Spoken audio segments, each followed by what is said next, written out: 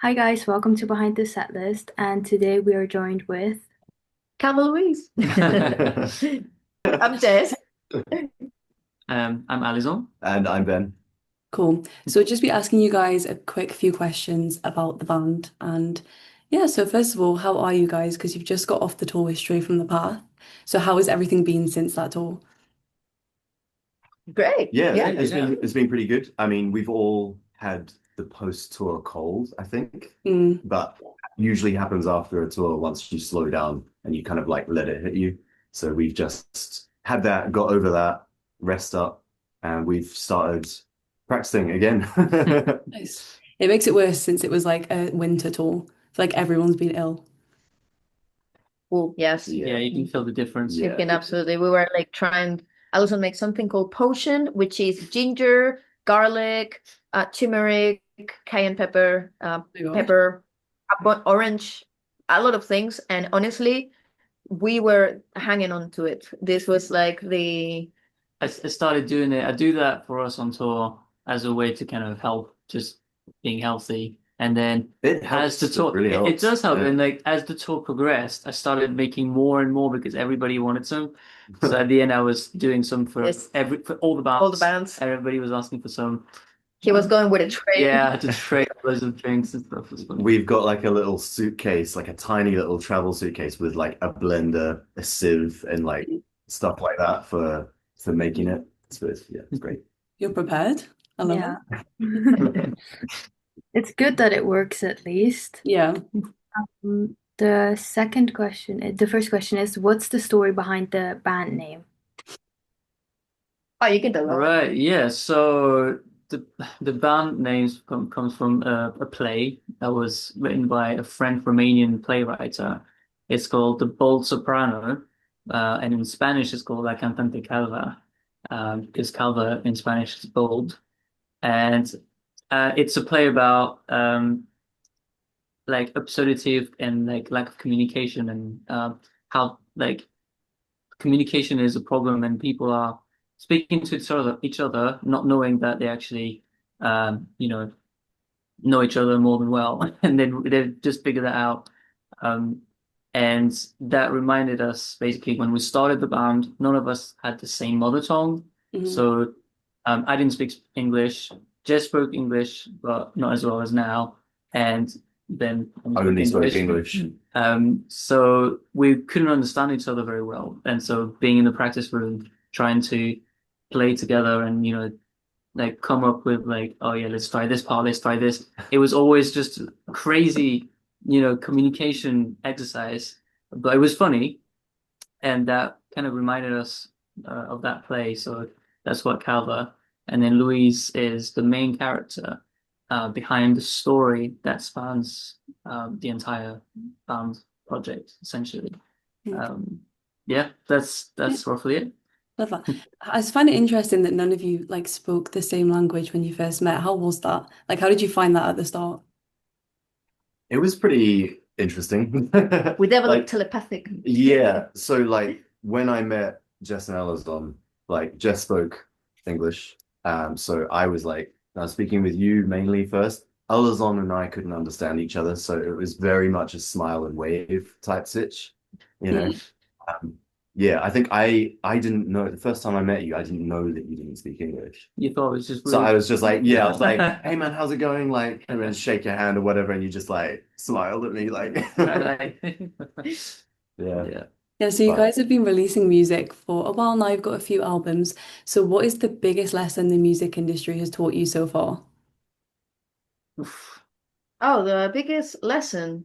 Well, Yeah. nobody knows what they're doing, and everybody pretends, and there's a lot of like most people are driven. It's like high school, but Mm. like in a bigger setup. So it's people are just most people are driven just about you know who this person is, and you're like it's a person, just like you and me, just like every fucking body in the world. And so at first you get a little bit like scared. We spent like the first like 6 years of the band being scared of offending people, and not because we were doing offensive stuff or being rude, but mainly because people want you to lick their asses a lot, and then when you don't do it because culturally we don't do that. It's like it's a culture thing. You're just very, very nice, and that's it, But people, there's a lot of like, yeah, do you know who I am? And Yeah.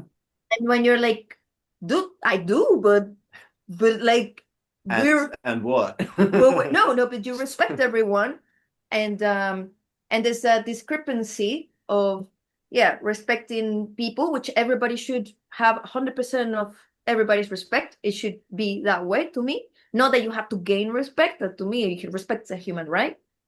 That to me, well, what? And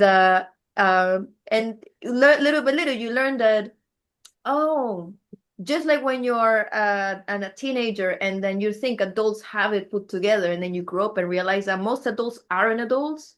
That's kind of how it feels in the music industry, which I would say is kind of like every industry, just that egos are very more involved. And it's not even the artists that have the egos, which is really interesting because you would think artists are the one that have been put down and the one that been like the most doubtful people, like the doubts.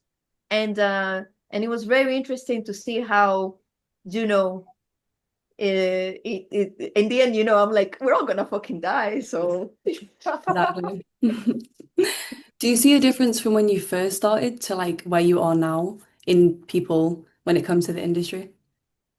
Not really. I feel like people that are dickheads will always stay dickheads, and people that are actually genuinely nice and genuinely wanting to help, which there are many. Like it's not just like the whole industry is bad, but we just realized that let's gravitate towards genuine people instead of gravitate towards people that are, just not good people in general. So thing is, just like in the world, sociopathic behavior is really prevalent because you got to step on others to get what you want. And so we ourselves have decided not to go that route, and it takes longer, but at the same time, you meet really people that are really trying to do it the correct way, and like people that trying to still have a say, or like of making things happen.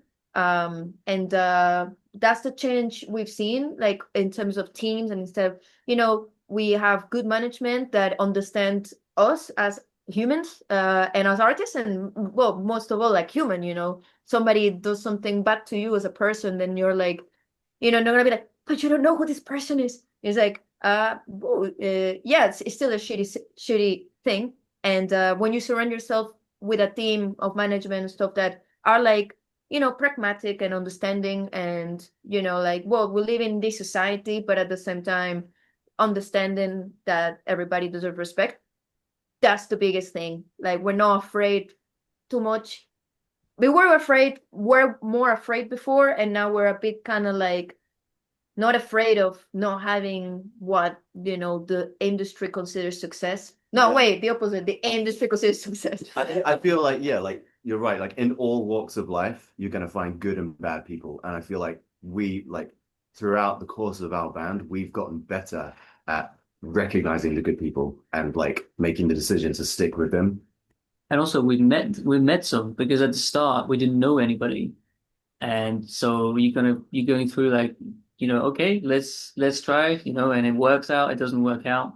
But now we feel like we know good people that we work with and we can work with, and And understand the gray areas as well. yeah. Yeah. Because it's like some people might do shitty things, but they're not shitty people. But it's just like what the status quo tells them to do. And, and then you have to have some consideration about people's, lives in general, and like how people, they got kids or whatever, like things like families, and people have to support, like what they're doing. And sometimes, standing up for what's right fucks someone's life over, or, things like that. So we just want to be in situations where there's no question of like doing what's right, and then just follow that flow.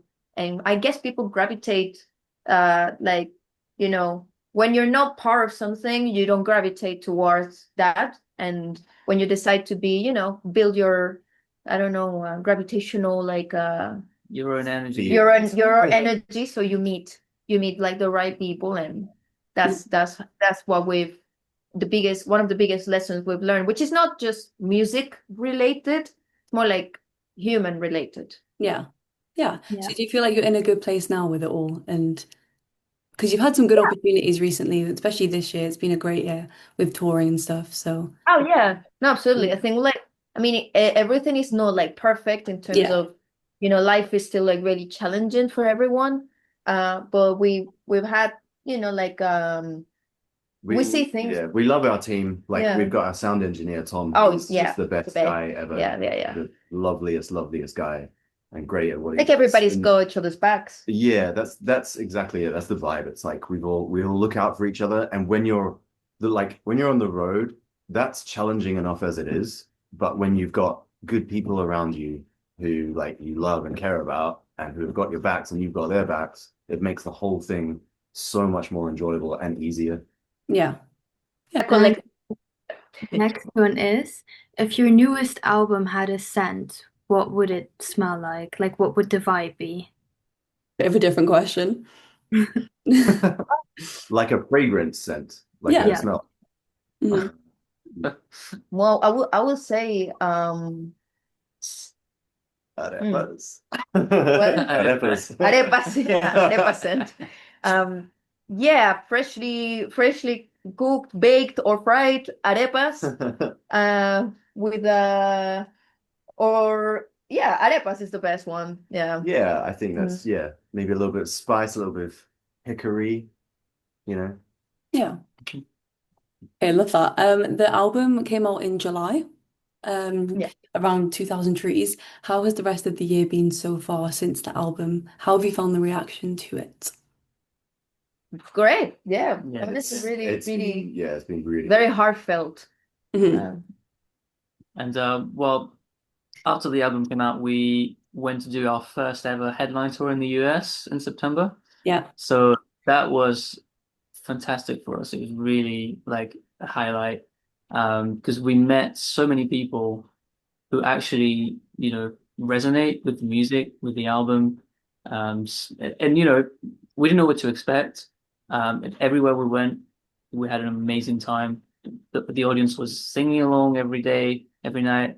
And just everybody was coming, telling their own story, with the album or with the music in general. And it was really touching every night to hear how impactful it could be for like a lot of people, the music and it helped them in some ways. And so that's been really, really, like a strong, like a crazy experience for us. It's like the best kind of Yes. response you can hope Yeah. for, just Mhm. like the music actually touching people and Real. helping Yeah. them in their life in like difficult situations. Like we get email, like we get some fan emails and they're just like the things they say in there, you can tell it's just so heartfelt and it's, our music's pulled them through a tough time Yeah. or whatever it is. That go through like insane things in life, crazy crazy hard stuff, and yeah, it somehow it helps them. So Mhm. Yeah. that's That American tour is a big tour as well. Like there was quite a few dates. And then you had the Straight from the Path tour right after. How did you find the reaction from the Straight to the Path tour compared to the headline tour? Oh, it's different because Yeah, it's very different. Like, so if you're doing a support tour, it's kind of an environment where you gain new fans. Mhm. Whereas with a headline tour, when it's your shows, it's kind of your fans come for you. So that's very different. So the reaction, I guess, for the Stray, I mean, people at the Stray concerts loved us. I think for the most part, people at the merch after the shows were telling us, like it was amazing. We didn't know what to expect, or some people said that they came for us, which is amazing. Mhm. But there's definitely some aspect of on a support tour, it's like a chance to win people over. It's a chance to like impress people and get new fans. Yeah, and then the headline they were already won. Yeah, it's our fans were won already, and it's like So they already know the songs and all of that. But it's great both ways are really great because Trek from the Path we got the opportunity to play like really big stages, so get exposed to hardcore crowd, and it's like people were it is really nice because you don't know what to expect. We're prepared to be like, well, people not gonna like it, or you never know. And straight from fans are so open-minded, so nice, so like welcoming. And same with Alpha Wolf fans and Graphic Nature fans. So and all the bands are marvelous. So it was like overall just it's different, but it's equally good. Yeah, that lineup was so good. I feel like it worked so well, even though you were all like all different, but it all worked. Like it all went together really well. Um, Yeah. yeah. So speaking about like future music, if you could collaborate with any artist, who would it be and why? Wow. I would say Calle 13, was because like That's a shout. That's a yeah, shout. that would be so cool because it's one of my favorite bands, and well, then it kind of you guys started really liking Yeah. Like Calle 13. you introduced me Yeah. to him. And so like yeah, to do something with Residente will be super good. So the singer, like lyricist from Calle 13, he's not touched metalcore yet or like stuff like that. So it will do like he's Residente, well, who's part of Calle 13, but like um touches a lot of genres and does a lot of collaborations, so it doesn't sound far-fetched. Mhm. But one can dream. Hopefully it happens soon. Then the last question is, what are you guys most looking forward to for next year? Like any tours or special things coming up? Yeah, so we've got a few festivals booked in already. Um, and the plan is to get some headline tours locked in as well. Um, Fingers crossed, hopefully Europe and the UK. Nothing's booked yet, but that's what we want to do. Mhm. Yeah. Hopefully. Yeah. So like more touring, basically. Yeah, 'cause your last UK headline was last Last year? Yeah. Yeah. It was just before 2000 Trees again, so hopefully next year there'll be another one. But yeah, that were all the questions. Thank you guys. Oh, thank you Yeah, so thank much. you. Yeah, Thank it's you been so much wonderful. for thank you so much for joining.